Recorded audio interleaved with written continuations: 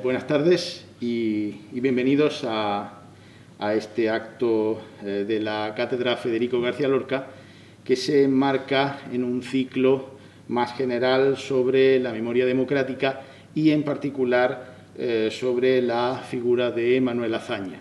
Se han abordado diversos aspectos de su figura, como es lógico, principalmente de carácter político, pero desde esta cátedra no podíamos dejar de plantear su dimensión como autor literario. Y para ello, la verdad es que tengo el placer, y creo que nadie mejor para hablar de esto que José Carlos Mainer, catedrático de la Universidad de Zaragoza. Podríamos decir catedrático jubilado, pero bueno, la cátedra imprime carácter, eso unos catedráticos siempre entiendo. Es historiador de la literatura, historiador de la cultura en general. Creo que se puede decir sin mayor problema que es posiblemente el historiador literario más importante que tenemos, desde luego, en lo que respecta a las postrimerías del siglo XIX y el principio del siglo XX. También es teórico y crítico literario.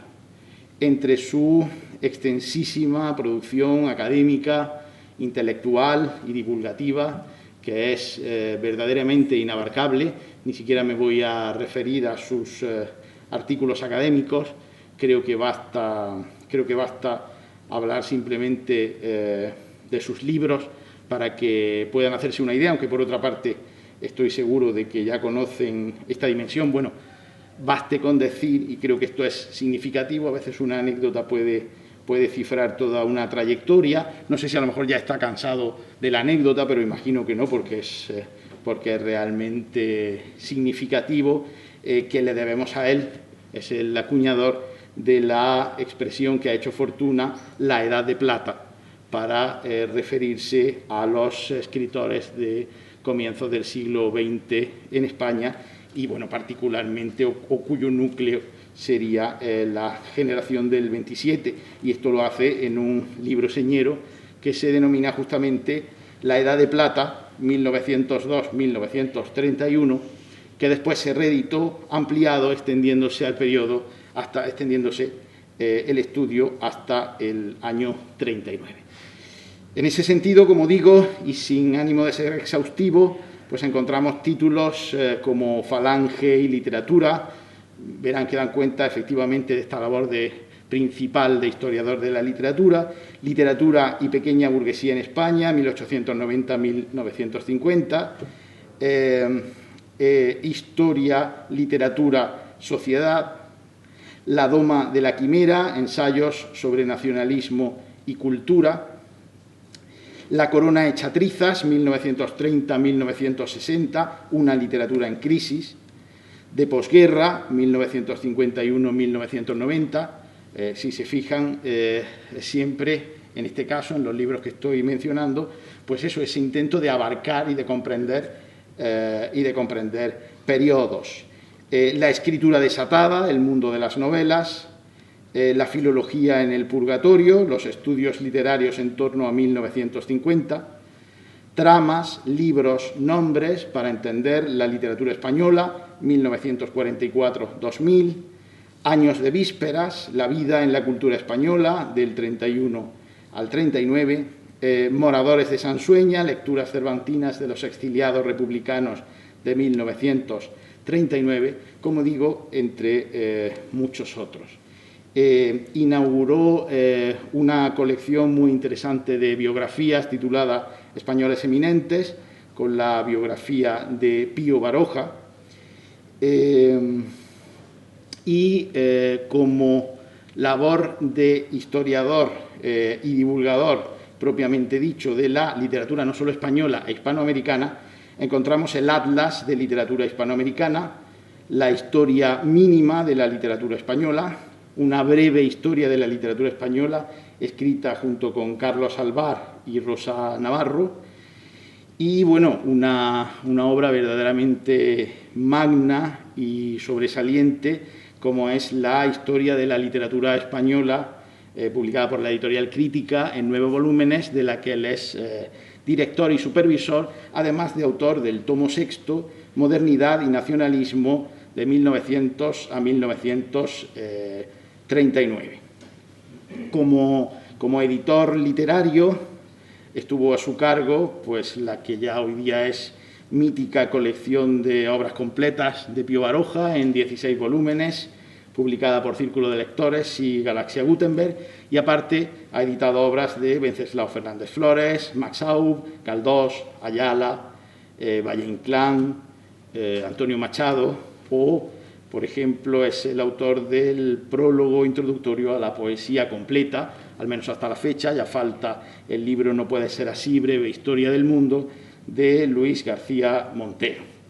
Es también crítico literario, entre otros medios, en El País, con el que colabora con regularidad, y en su labor de divulgador no quería dejar de mencionar, aunque fuera como curiosidad, que ha sido encomendado en España a una obra que tiene una difusión global y se va adaptando a los cánones y a la realidad sociocultural de cada país, como es el libro 1001 obras que debes leer antes de morir. Y aparte tiene otro libro de similar característica, de configuración del canon con una intención divulgativa, titulado La isla de los 202 libros, una biblioteca hispánica. Como editor, su último trabajo es justamente la obra literaria de Manuel Azaña. Está recopilada toda la obra, digamos, estrictamente literaria, ficcional de Manuel Azaña, que consta del Jardín de los Frailes, La Corona y la Velada en Benicarló, en una estupenda edición con un estudio introductorio informadísimo e interesantísimo. Yo no conocía la anécdota del principio, la del pueblo. Son las cosas de España, no digo nada por si en un momento dado quisiera referirte a ella. En cualquier caso, es un privilegio, también dadas las circunstancias, poder contar hoy en presencia y figura con José Carlos Mayner para hablarnos de Azaña, escritor. Muchísimas gracias, muy buenas tardes a todos. Y de verdad que lo que es un privilegio, lo tengo que decir de entrada, es estar rodeado de tan buenos amigos y estar en Granada.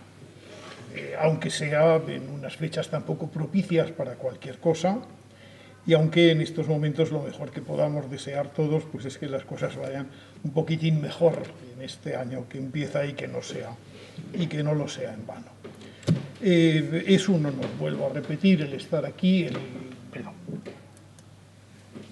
pues si no me han oído ustedes lo precedente, repetiré por lo menos lo sustantivo, que me encuentro siempre muy bien en Granada, no solamente por los primores de la ciudad, sino por la calidad de muchos amigos que aquí residen, que vengo muy a gusto a esta sala a hablar a ustedes de algunos temas, y que el tema que me propusieron hoy, que me propuso José Manuel, era realmente de los que era muy difícil renunciar a él, después de haber dedicado una buena parte de la primera etapa de la pandemia a escribir a poner ya en disposición de ser editado este libro que compila 3 obras importantes de Azaña, de las que hablaremos enseguida, y que me permitieron el escribir una suerte de biografía con acento particular en la intencionalidad literaria del escritor.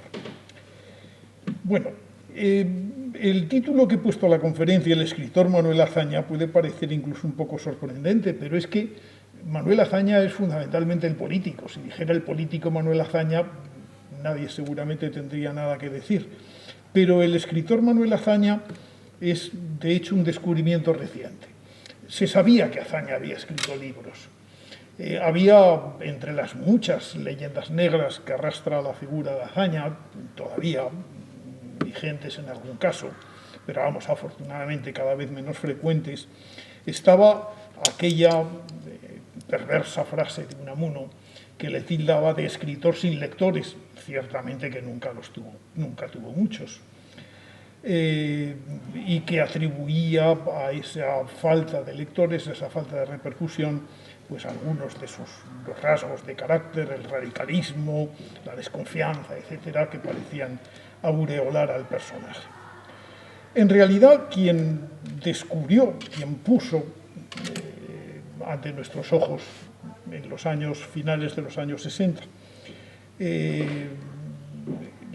la entidad de Manuel Azaña como escritor fue el editor de sus obras completas, Juan Marichal, el inolvidable Juan Marichal, yerno de Pedro Salinas, uno de los exiliados jóvenes españoles que hizo una brillante carrera académica en Estados Unidos y que dedicó bastantes años de su vida a compilar la obra completa de Azaña, pero sin hacer ninguna selección previa sobre el material, en la mayoría de los casos inédito, que había allí. Allí está lo que se conocía hasta aquel momento de los diarios personales de Azaña, que fueron prestados, los tenía su viuda en México y los prestó a Juan Marichal. Allí están un montón de libros que nadie había vuelto a mirar siquiera. Allí están artículos que se habían recogido cuidadosamente y, en definitiva, puestos además en secuencia fundamentalmente cronológica, allí teníamos el despliegue de alguien que, como pudimos comprobar los no muchos españoles que leímos el libro, y no crean ustedes que fue por razones de censura, el libro, por supuesto, no estaba autorizada la importación en España, pero se importaban ejemplares. Lo que era disuasorio, sobre todo para quienes teníamos pocos años en aquel entonces y poco peculio, lo que era disuasorio era comprarlo. Pero, en fin, yo fui de los que lo compré. Compré aquellos 4 tomazos, que eran un total de más de 4.000 páginas, que me leí enteros, fascinado, y que suponían el descubrimiento de alguien que escribía maravillosamente bien, que era consciente, además de ese trabajo de escritura, que había escrito sobre todas las cosas que le preocupaban, que era autor de libros enteros y algunos conocidos, pero que fundamentalmente era pues algo que posiblemente ahora entendemos mucho mejor de lo que podía entenderse entonces. Era un escritor en el que hay unos proyectos intelectuales que se realizan en forma fragmentaria, fundamentalmente. A veces uno diría que no es solo la mala suerte, es la elección, es la duda. Hay un fuerte estrato que es autobiografía pura, ya sea en forma de diario personal o ya sea en forma de ir contando la actualidad tal como él la ha podido ver, y luego obras inconclusas, obras iniciadas, que podían haber sido enormemente interesantes, pero a las que, en algunos casos, la pereza, no hay que ocultar que Azaña era un hombre meticuloso, pero también perezoso para determinadas cosas, pues habían dejado inconclusas. Esto posiblemente ahora lo entendemos mucho mejor, cuando lo fragmentario, lo intergenérico, la escritura, digamos que no se resuelve en forma de un argumento, lo entendemos como una forma literaria que puede ser espléndida y nos hemos acostumbrado a ella. Pues eso fue lo que nos ocurrió a muchos cuando leímos estos 4 tomos cuyas primeras importaciones llegaron a España en 1969 y que dieron paso a un reconocimiento intelectual y sobre todo literario de la figura del escritor. ¿Por qué Azaña era ese escritor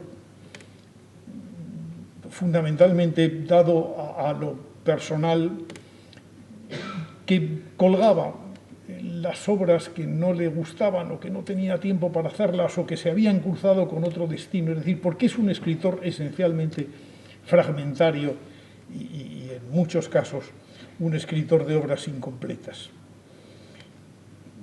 Miren, hay 2 frases de Azaña que he extraído precisamente de estos volúmenes que tantas veces hemos consultado y que, por supuesto, amplió y mejoró la edición espléndida de Santos Juliá que se hizo el año 2007.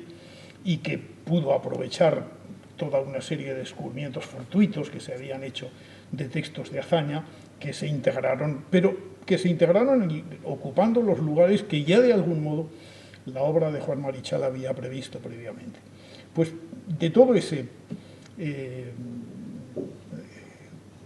montón de cosas, yo apunté muy tempranamente dos declaraciones de Azaña sobre sí mismo, y es que Azaña escribía mucho acerca de sí mismo, que les voy a leer. La primera es una carta que escribe a quien sería luego su cuñado, Cipriano Rivas Cherif, en el que le dice: como hace más de 20 años que vivo encogido, hecho un ovillo, me imagino que debo vivir siempre arrugadito sin estirarme nunca.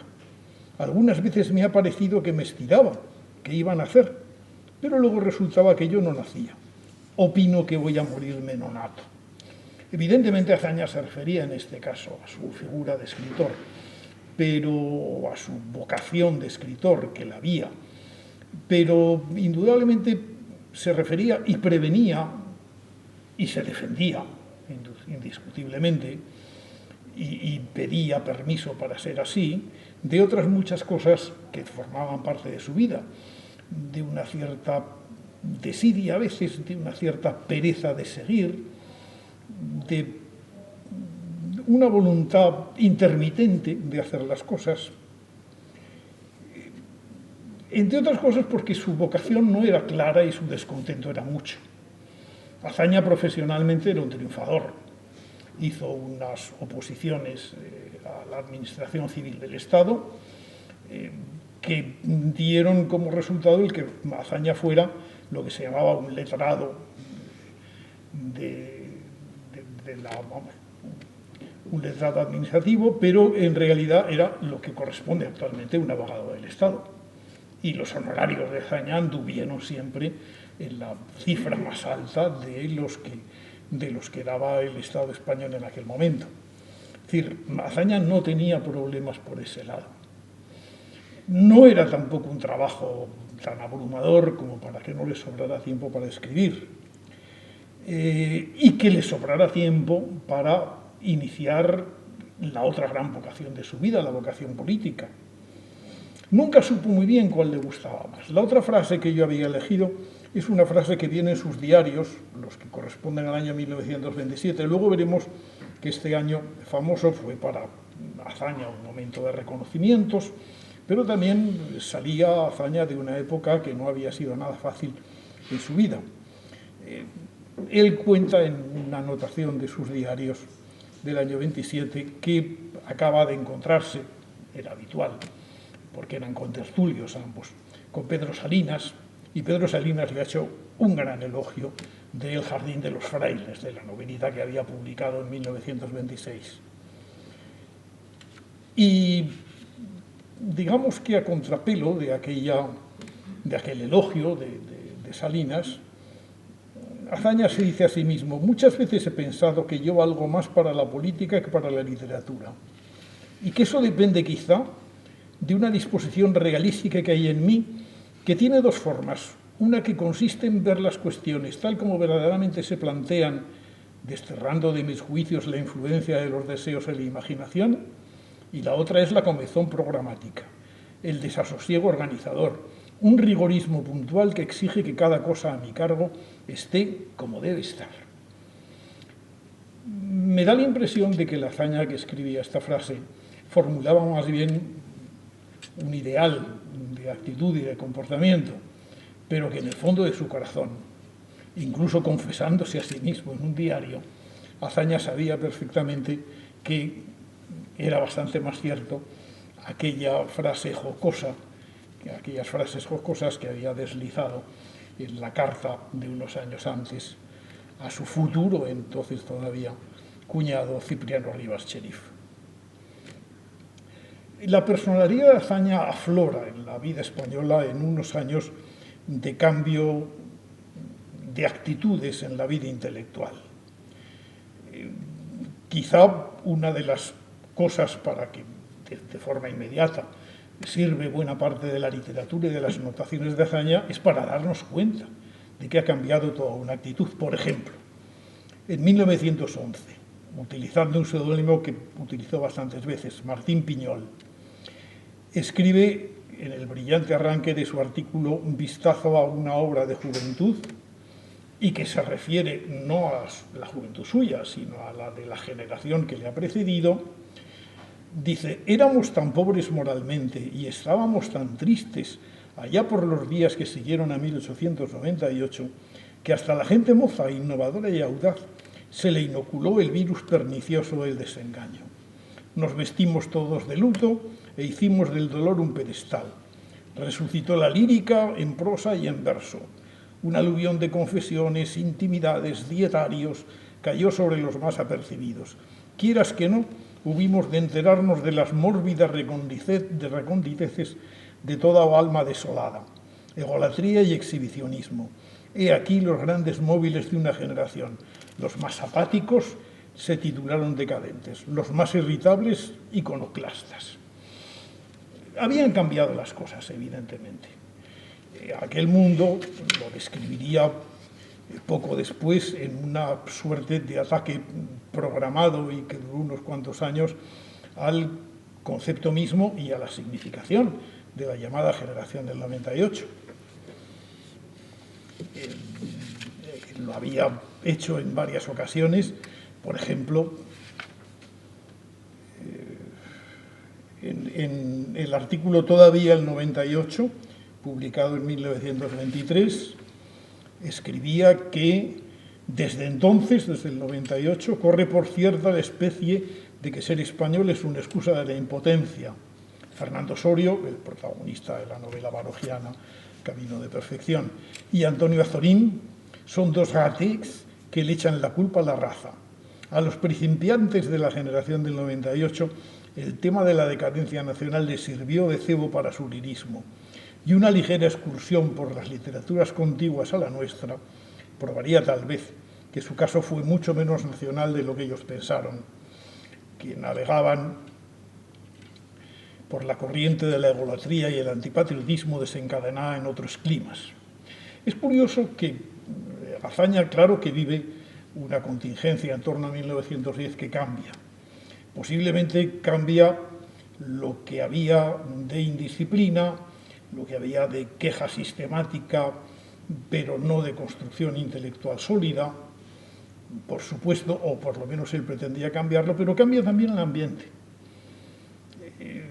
El ambiente es mucho más organizado. Existe, por ejemplo, una Junta para Ampliación de Estudios, de la que Pío Baroja se hubiera reído de conocerla en su día, pero que en este caso sirve para que muchos jóvenes españoles no solamente aprendan idiomas, sino que vean y entren en contacto con un mundo distinto. Azaña, no lo olvidemos, fue en 1910 uno de los becarios de la Junta. La beca que disfrutó en París no solamente le sirvió para declarar su amor a la ciudad, nunca desmentido, sino por otra parte para estudiar derecho francés, que era evidentemente aquello que había ido, pero también para acudir a las lecciones de Morel Facio en el Colegio de Francia, donde oyó hablar de la España del siglo XVI, un tema que le interesaba particularmente, y donde tomó sus primeras notas sobre la picaresca, los hermanos Valdés, en fin, los literatos del momento de los que luego hablaría. La situación cambiaba, evidentemente, y Azaña era uno de los que estaba en esa línea de cambio continuo. Lo que ocurre es que, ¿por qué optar, como él mismo dice, por esa voluntad de hacer política que en cualquier caso le va a llevar a un partido que nace en esa coyuntura? Es un partido que nace, por una parte, de la mano y de las ideas de Ortega y Gasset y, por otra parte, de los quehaceres del político Melquiades Álvarez. Es el partido reformista, con el que Azaña llega a ser incluso candidato en 3 ocasiones a un puesto en las Cortes Españolas, cosa que en ninguno de los casos consigue por las consabidas maniobras caciquiles del momento. Bueno, no le ha ido bien por ese lado, pero claro, 1923 va a poner las cosas todavía un poco peor. En 1919 Azaña está literalmente cansado de las cosas y escribe a su amigo José María Vicario que hoy por hoy lo que quisiera hacer en el caso de verme obligado a residir en Madrid sería fundar un periódico titulado El Antitodo que se publicara cada media hora para recoger los latidos de la versión universal. Nunca publicó un diario de ese, un periódico de esas características y con ese título, pero sí creó una revista. Tenía a su lado un escudero fiel, Cipriano Rivas Cherif, que además era el que conocía realmente a los escritores del momento, el que sabía, por otra parte, mucho de teatro, por ejemplo, el que había estado en varios países europeos, y al lado de Cipriano Rivas Cherif estaba quien pagaba. Es decir, tenía un buen resorte económico en la persona de Amo Salvador, un riojano, político no solo profesional, y personaje que fue realmente muy importante en la vida de Azaña en más de un momento. Y entre otros, para la fundación de esta revista, que va a ser finalmente el objeto del interés de Azaña en estos días, en los que ya amenaza la dictadura de Primo de Rivera, pero de algún modo se vive una transición después de la Guerra Europea de las ideas y de lo que está ocurriendo en el país. La pluma, que es el título de la revista que funda Azaña, surge como una respuesta a lo que él siempre consideró que había sido un error, que es la fundación del Semanario España, Semanario de la Vida Nacional, seguramente el más importante de los portavoces del nuevo pensamiento y de las ambiciones reformistas que cuajaban en la sociedad española, pero que Azaña siempre vio con particular despejo. Es curioso la razón, o por lo menos las razones que se infieren de lo que Azaña dijo contra... primero, el gran problema de España es que allí estaba Ortega y Gasset, una figura que a Azaña le pareció siempre, y no lo ocultó públicamente, la figura de un inventor de problemas, de especie de prestidigitador de la prosa, que no tenía mayor sentido que escribir algo brillante, aparentemente definitivo, pero por lo que pensaba Azaña seguramente inane. La pluma quiere ser algo totalmente distinto. No quiere, y la cito literalmente del texto prologal que escribió Azaña, no quiere tener ese tono demasiado enfático y pedante para hablar de cosas vulgares, que es el gran pecado del Semanario de España. En plena crisis de valores, el hablar de literatura piensa que es un lema arcaico, pero seguramente es un lema seguro. La pluma, dice Azaña, en las dos palabras que no están de más, que anónimamente se escriben en el primer número, en junio de 1920, que es cuando sale, la pluma, dice, será un refugio donde la vocación literaria pueda vivir en la plenitud de su independencia, sin transigir con el ambiente. Agrupará en torno suyo un corto número de escritores que, sin constituir escuela o capilla aparte, están unidos por su hostilidad a los agentes de corrupción del gusto y propenden a encontrarse dentro del mismo giro del pensamiento contemporáneo. La pluma no es otra torre de marfil como se usaban de alquiler las había hace años. Lejos de eso, sueña con adquirir una difusión proporcional al ímpetu del que nace. Si la pluma vive, la unidad de su obra será más que aparente. ¿Cómo se consigue tal cosa? Pues de una forma seguramente muy poco educada, pero que la revista utiliza en ese primer número y unas páginas después de esa salutación tan categórica que hemos visto que hacía Azaña. Una palinodia se refiere a los escritores que, según Azaña, no colaborarán en la revista o no se va a contar con ellos. Esta revista, dice, no cuenta con la colaboración de don Mariano de Cavia, don Jacinto Benavente, don Pío Baroja, don José Ortega y Gasset, don Ricardo León, don Julio Camba, don Eugenio Dors, don José Martínez Ruiz, la condesa de Pardo Bazán y probablemente la de don Gregorio Martínez Sierra. Imponiéndonos sacrificios, hemos adquirido la seguridad de que nunca colaborarán en la pluma. Fíjense que la lista es compleja, pero enseguida el ritmo se ve cuál es. Hay un escritor, evidentemente de modé, seguido de otro escritor que es falsamente moderno. Don Mariano de Cavia frente a Jacinto Benavente, Pío Baroja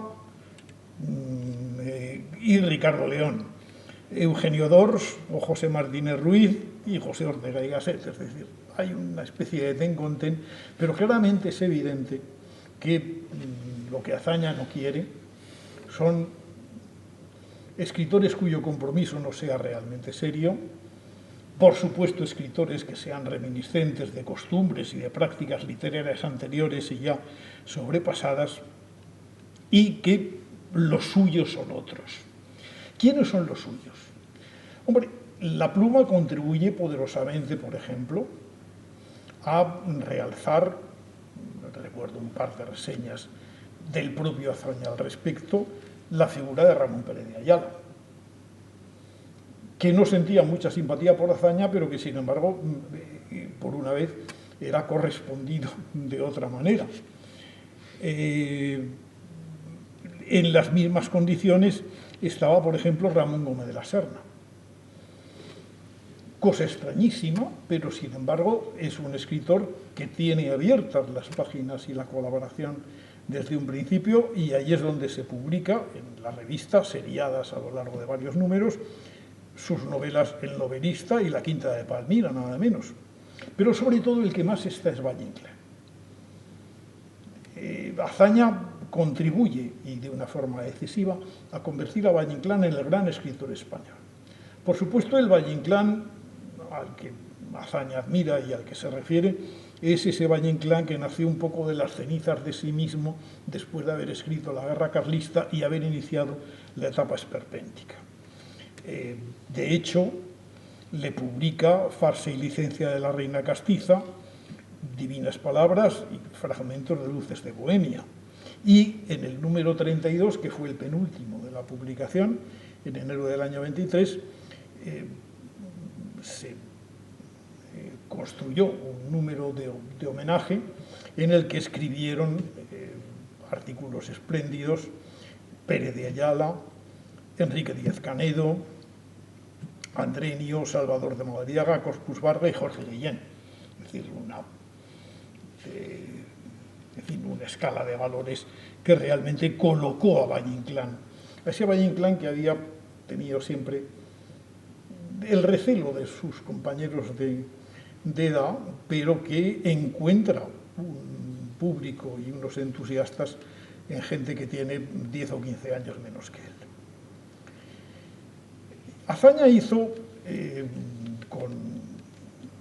cuando la revista se hundió definitivamente, el año 23, el año de la dictadura de Primo de Rivera, hizo con lo mejor de sus colaboraciones en la revista un tomo de ensayos, quizá el mejor de los que escribió, que se llamó Plumas y Palabras, aludiendo evidentemente al título que había dado a su revista, La Pluma. Plumas y Palabras son artículos de allí, y entre ellos figuraban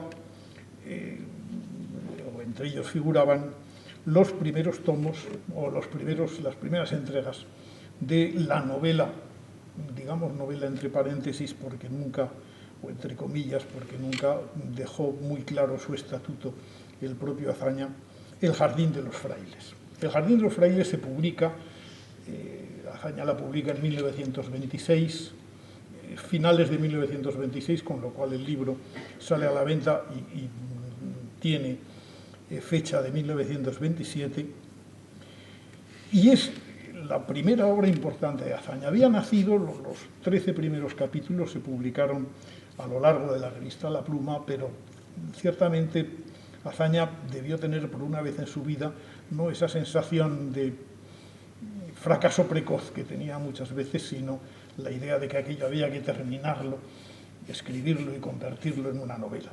En una novela que en principio entraba en lo que casi era un género en la literatura española, y no solo española, de la época desde el fin de siglo en adelante.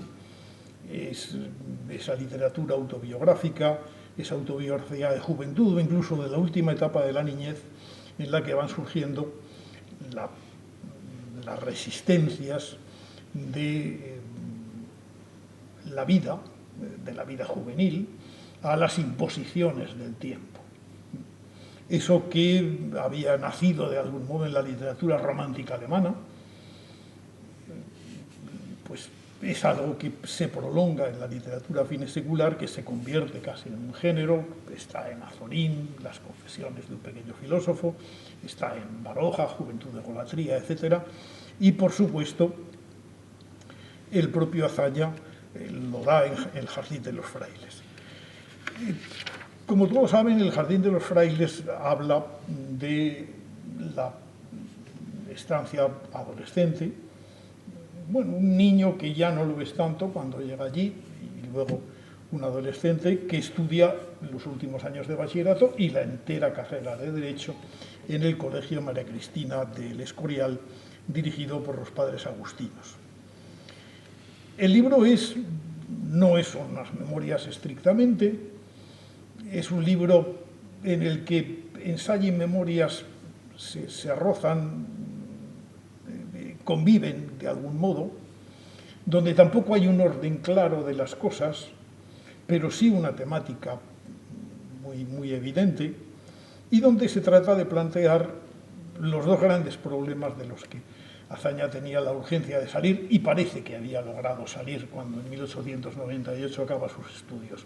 Por un lado, el problema religioso, la vivencia religiosa que nunca ha sido sincera en él, que nunca ha sido espontánea, que le lleva a un apartamiento, una solemne casi, de toda tentación en ese sentido, y por otra parte una misma renuncia con respecto a la idea de España, esa idea de España imperial, del país triunfador y malentendido a la vez por los demás rivales europeos, en definitiva esa suerte de complejo imperial que todavía en este país persiste, pero del que Azaña se purga también en estas páginas, algunas de ellas impresionantes, otras más humorísticas, otras posiblemente quizá no alcanzan a ajustarse al tono que podrían tener, pero que componen un libro que verdaderamente interesó a muchos y que dio a conocer a Azaña. No fue un éxito de librería, evidentemente, pero es un libro bastante leído. Se publica, como he dicho, el año 26, 27 en realidad, pero hay una nueva edición en 1929. Tiene reseñas y muy encomiásticas de sus amigos, y en definitiva significa el primer paso en la creación del Azaña escritor. El mismo año, por otra parte, en que Azaña obtiene el Premio Nacional de Literatura, y lo obtiene el año 27 no con la publicación, porque entonces no se premiaban los libros publicados, sino que se presentaban originales, la mayoría de las veces sin imprimir todavía, o sin haber buscado editor, al Premio Nacional de Literatura, que era una invención relativamente moderna. Eso es lo que te explica en primer plano que como Azaña no era muy remiso para las publicaciones, y en el caso de la biografía de Juan Valera, que es de lo que estamos hablando, surgían siempre datos nuevos, retrasó bastante una redacción definitiva. De hecho, hizo varias, algunas se publicaron en vida, y las que sobrevivieron al estallido de la Guerra Civil pues han ido apareciendo de una manera inconexa y creando un problema bibliográfico donde de hecho no lo había. Lo que importaba del libro era que es la primera vez que Azaña hace no solamente una excelente biografía, documentalísima, que supone una lectura espléndida de una obra muy parecida a la suya, es decir, donde a veces lo personal, lo íntimo, la confesionalidad, una confesionalidad contenida en cualquier caso, prima sobre la creatividad. Es decir, Azaña se dio cuenta de algún modo que estaba reproduciendo su propia vida y mucho de su entrega a la política, etcétera, la imagen que había tenido y que le había permitido interpretar a Juan Valera. Bueno, con todo esto Azaña estaba ya suficientemente introducido en la vida literaria como para seguir, y es lo que pretendió en ella. En 1928, los hermanos Baroja, que habían promovido una suerte de teatro doméstico con funciones, etcétera, en lo que era su alojamiento, el Teatro del Mirlo Blanco, convocaron un baile de disfraces en las fechas, en febrero o marzo, no recuerdo cuándo era, no he logrado encontrar la fecha precisa, en las que dieron un baile de disfraces al que acudió Azaña, disfrazado con, tal como el retrato del cardenal el Niño de Guevara, pintado por el Greco, y al que acudió la hermana de Cipriano Rivas Cherif, Lola Rivas Cherif, que iba vestida de dama del Segundo Imperio francés y a la que se declaró en aquella fiesta, y que fue la que claramente inspiró, y sería además la destinataria de la dedicatoria, la obra a la que nos vamos a referir a continuación, y que Azaña escribió, él dice que en 20 días, pero no creo que pase de ser una exageración de autor, en 20 días a finales de febrero del año de 1928. La obra es una obra de teatro, La Corona, que tiene bastante que ver, evidentemente, con la situación de partida, pero que tiene que ver con una Azaña que por primera vez busca una brillantez literaria por sí misma, echando mano de lo que conoce bastante bien, seguramente el teatro francés del XIX, ese teatro entre lo cómico y lo dramático, de personajes más o menos teñidos de romanticismo, pero también de decepción, y es lo que hace creando una suerte de fábula política sin un lugar determinado de acción, donde se confrontan un muchacho de pobre origen, revolucionario, que ha logrado ser una figura mítica dentro de su país, del país imaginario en el que allí se ambienta, Lorenzo, el estudiante, le llaman todos, una princesa, Diana, que es inteligente, que es lista, voluntariosa, que está enamorada de él, pero cuyo enamoramiento pues atraviesa, igual que las atraviesa también por parte del muchacho, las fases más enconadas a veces de divergencia de sentimientos, y acaba por ser acaba violentamente en el final de la obra. Pero el personaje seguramente más encantador no es estos dos personajes que dan pretextos a unos diálogos amorosos que Azaña realmente disfrutó al escribir. El personaje seguramente más parecido a Azaña es un conde, el conde Aurelio, que es en realidad el jefe de gobierno y el que tiene perfectamente trazado el destino de los personajes en torno suyo. Aurelio es un hombre que físicamente es muy parecido, la descripción física que nos da por lo menos la obra de teatro es muy parecida a la del propio Azaña, y posiblemente muchas de las ideas políticas o incluso de los desengaños políticos que Aurelio apunta. Aurelio es el gran triunfador, ni que decir tiene, del drama. El muchacho muere, como es de esperar, en un intento de oponerse a todo lo oponible. ella acusará a todo el mundo, pero en el fondo ve que se ha quitado de encima un grave riesgo para el resto de su vida y de su propia actuación. Bueno, pues este Aurelio, sin embargo, es el personaje que en el fondo revela más dramáticamente cosas que debía andar pensando ya en aquel momento Azaña a la vista de cómo andaban las cosas en política. Fueron muy rápidamente para él. Azaña participa en los momentos iniciales, en las primeras conspiraciones republicanas. En aquel momento tiene dos proyectos literarios que son curiosos, los dos los hemos podido recomponer fundamentalmente gracias a las transcripciones de Juan Marichal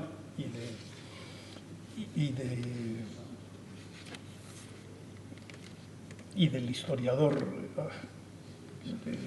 que he citado anteriormente y cuyo nombre he olvidado momentáneamente, Santos Juliá. Bueno, pues gracias a uno y a otro hemos podido recomponer perfectamente esa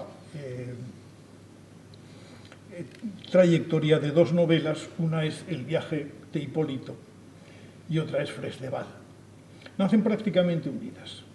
Lo que pasa es que pertenecen a dos géneros narrativos diferentes. El viaje de Hipólito yo creo que está muy directamente inspirada en parte por las novelas de Azorín, que son novelas estáticas, psicológicas, de personajes, y de otra parte de las novelas de Benjamín Jarnés, que también tienen algo parecido. Y El viaje de Hipólito es una novela que apunta muchas cosas, el desarrollo de un adulterio, la dificultad de un hombre para entablar relaciones sinceras y sensatas con los demás, pero que acabó abandonando, evidentemente, por el temor de sacar de en medio algo más de lo poco que ya había en el proyecto originario. La otra obra que en aquel momento ha iniciado y que va a ser en su redacción una obra escrita en 1930, 1931, pero abandonada, es Fresdeval. Fresdeval tiene una suerte, ahí sí que tiene un modelo literario claro.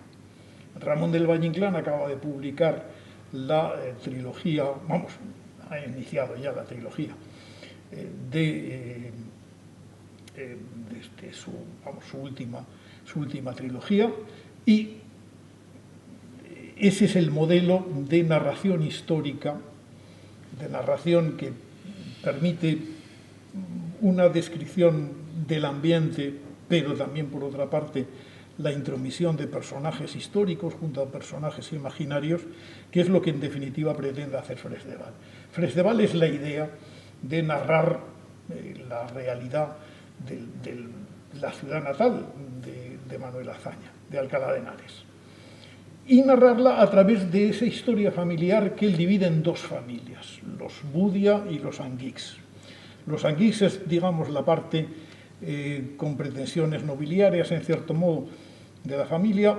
Los Budia son la parte más burguesa de ella, pero en ambos casos son las gentes que apostaron claramente a principios del siglo XIX por los negocios, por beneficiarse de la compra de los bienes desamortizados, en las leyes desamortizadoras de los años 30, y que consiguieron colocarse al frente de sus respectivas ciudades. Es decir, la historia de la familia Azaña, en definitiva. Pero dividida en este caso entre la familia Anguix, que tiene unos orígenes un poco más aristocráticos, de hidalgos, en realidad provincianos, y la familia de los Budia, que es una familia más propiamente de propietarios de tierra, sin ninguna pretensión nobiliaria. No es mucho lo que llegó a escribir Manuel Azaña de Fresdeval, pero lo que tiene es suficiente como para apreciar una obra que realmente hubiera podido tener un elevadísimo interés. La siguió escribiendo hasta el último momento de su vida, es decir, incluso en los días penosísimos de la Guerra Civil, en los que Azaña se ve relegado prácticamente de la función pública, sabemos que Azaña comparte la redacción de dos obras en aquel momento todavía. Una, que es la última de Azaña, la obra más importante que escribió seguramente y a la que me he de referir ahora, es La velada en Benicarló, ni qué decir tiene. Pero la otra es Fresdeval. Fresdeval sigue subsistiendo hasta el último momento de su vida y sigue recibiendo anotaciones e ideas, etcétera, que componen un libro evidentemente mucho más breve de lo que él hubiera querido, pero que componen quizá el esfuerzo novelesco más importante de Azaña. Pero es un esfuerzo que se comparte en gran medida con la redacción de un texto, La velada en Benicarló, que sin duda es la obra por la que Azaña merece posteridad eterna entre nosotros, porque no existe, y me atrevo a decirlo así, ningún otro libro ningún otro escrito sobre la Guerra Civil Española, escrito por uno, además, en este caso, de los que, muy a su pesar, fueron protagonistas, que recoja de una manera tan amplia y de una manera tan generosa en muchísimas ocasiones todo lo que aquello significó, llevándolo a una suerte de acción teatral, mucho más teatral que puramente dialogal. Por supuesto, La velada en Benicarló es aparentemente un diálogo y como tal fue publicada, pero ciertamente Azaña no desdeñó los efectos literarios propios del teatro. De hecho, la obra, con algunos cortes, evidentemente, ha sido estrenada y estrenada con éxito, que se ha repetido en varias ocasiones, lo cual quiere decir que no solamente La velada en Benicarló es una excelente reflexión sobre la guerra civil, sino también posiblemente el intento más serio de Azaña por crear una obra literaria que por sí misma tuviera ya el mérito particular de la excelente escritura. La escribió, parece, a partir de mayo de 1937, y la fecha no es baladí, no es un dato baladí. En mayo de 1937 Azaña estaba instalado en Barcelona como presidente de la República y estaba oyendo desde su domicilio los disparos de los llamados sucesos de mayo del 37, que habían enfrentado una buena parte de la estructura militar de la República en Cataluña, orientada fundamentalmente por los anarquistas, frente a la intervención del poder central, apoyado en este caso por los comunistas del nuevo partido, creado precisamente en Cataluña en aquel momento y que iba a tener una importancia excepcional después. Estos acontecimientos son el fondo detrás del cual está ese encuentro en Benicarló. El encuentro en Benicarló se produce en el parador de Benicarló, que la dictadura había inaugurado hacía poco, donde Azaña había recalado varias veces en viajes que hacía entre Valencia y Barcelona por razones de naturaleza política. Lo ambienta allí y así es donde hace llegar a una serie de personajes que son los que llevarán la voz cantante y nos darán la idea de lo que Azaña pensaba al respecto de la guerra civil. Hay una serie de personajes que son los que, diríamos, aportan la parte testimonial. Un médico, por ejemplo, un médico catalán, que es un profesor ilustre, que se ha dedicado abnegadamente a ejercer la medicina en las circunstancias que la guerra propicia y exige, pero que evidentemente es consciente de la desorganización, del autoritarismo banal, las estupideces que continuamente se cometen en torno suyo. Hay un militar que es fiel a la República, que quiere ser utilizado de acuerdo con sus posibilidades y con sus méritos y con sus capacidades, pero que no recibe sino desdenes, miradas aviesas, y que tampoco puede hacer aquello que hubiera querido. Hay un político republicano que ha logrado escaparse en circunstancias prácticamente milagrosas de las cárceles franquistas, pero que tiene prácticamente el mismo destino cuando logra incorporarse a la España republicana y ofrece sus servicios para lo que pudiera servir. Pero, en fin, hay, vuelvo a decir, una serie de personajes que representan este tipo de aportación documental, por así decirlo, y hay otros, sin embargo, que de algún modo llevan la voz cantante en lo que concierne a las ideas políticas. Ahí están, por ejemplo, pues,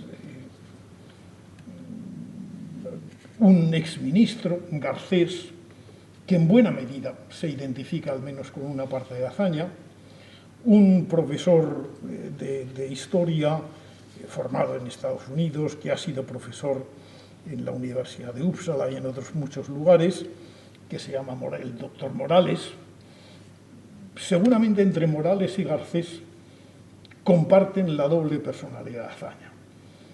Morales encarna lo que para Azaña tiene la guerra civil de tragedia colectiva, de ruptura de la unidad nacional, de destino aciago de una nación como la española permanentemente enfrentada consigo misma, mientras que Garcés prefiere buscar razones políticas, prefiere pensar que España es simplemente una víctima de las confrontaciones y de la irresolución de los países europeos por lograr una paz en un mundo permanentemente revuelto. Y junto a ellos, pues hay otros personajes que vienen a aportar otra serie de planteamientos al respecto. Junto a ellos está, por ejemplo,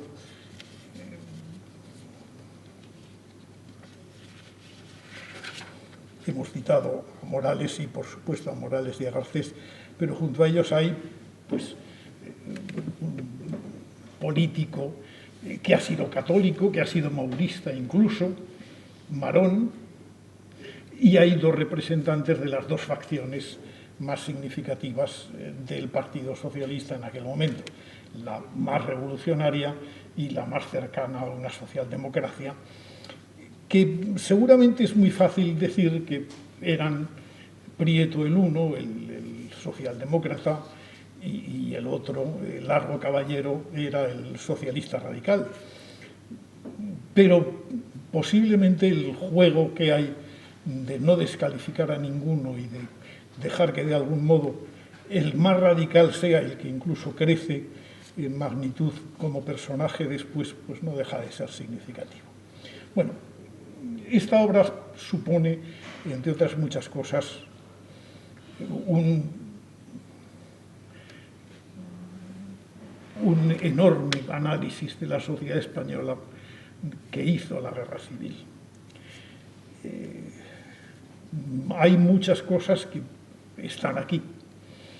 Cuando Morales, por ejemplo, da sus ideas y fundamentalmente se remite de forma continua a la obsesión de una España permanentemente enfrentada consigo misma, dispuesta a exigir del disidente el que sea, el que esté, en fin, continuamente sojuzgado por los otros, pues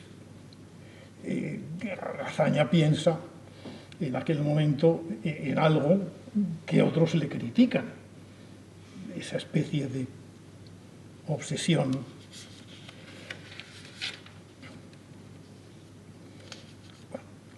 de que las cosas tienen motivaciones de carácter pasional, etcétera, que realmente los demás discuten y discuten lúcidamente. Pero lo importante es haberlas escrito. Ahí están todas las diferentes posiciones adoptadas ante la guerra civil, y allí está el testamento político de Azaña. Hasta el último momento parece que anduvo escribiendo la obra.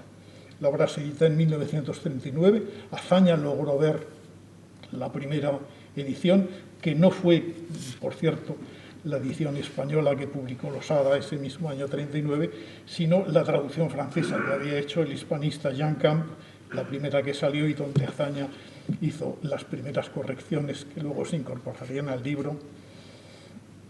Pero allí está, en definitiva, el legado de Manuel Azaña. Todavía la edición póstuma de Santos Juliá recoge una carta impresionante que Azaña dirige a un amigo, a Roberto Escribano, en enero de 1940, cuando el libro ya existía y empezaba a circular. Parece que Roberto Escribano le había reprochado a Azaña el que dijera las cosas cuando ya habían transcurrido, que fuera de algún modo tan cruel a veces en los diagnósticos. Y Azaña le contesta en un texto que les voy a leer y que pienso que puede ser el mejor colofón de esta obra, para la lectura de esta obra. Querría, escribe Azaña a su amigo Escribano, ¿querría usted ahora que este libro se hubiera publicado en Madrid o en Barcelona o en el extranjero cuando yo era presidenta de la República? En tal caso, sin añadir nada a la posibilidad de salvación ni a la eficacia de mis consejos y protestas, el escándalo habría desarmado al gobierno de la República y determinado mi dimisión. Debe usted saber que, aun teniéndolo por inevitable, yo no he querido salvar nada de mi pasado ni de mi porvenir como habría hecho quizá un político cuco. He preferido hundirme con todo y con todos, incluso con quienes menos lo merecían. Primero, por el deber de representar una causa que no dejaba de ser justa. Segundo, por respeto a los que daban su vida por ella. Tercero, por estar al acecho de cualquier ocasión de acabar la tragedia en condiciones menos desastrosas. El texto es impresionante, es una despedida de Azaña que moriría realmente muy poco tiempo después y que revela la alteza de miras del escritor, que lo fue finalmente cuando empeñó los últimos años de su vida. Decía que en mayo del 37 escribió el primer borrador, pero que hasta que el libro no se entrega a Jean Camp, pues sigue todavía introduciendo nuevas cosas, seguramente corrigiendo aquel manuscrito tan complejo, que es todavía hoy el mejor diagnóstico que se ha hecho sobre la Guerra Civil Española y que Azaña tenía vivamente presente pocos días antes de su muerte.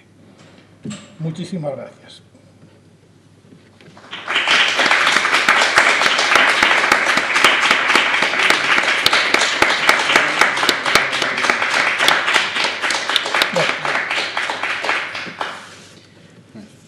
Muchas gracias por esta semblanza biográfica, intelectual y literaria de Azaña. Y bueno, estamos muy bien de tiempo, incluso podríamos plantear, si alguien tiene alguna pregunta, pues es también una ocasión única de poder plantearla.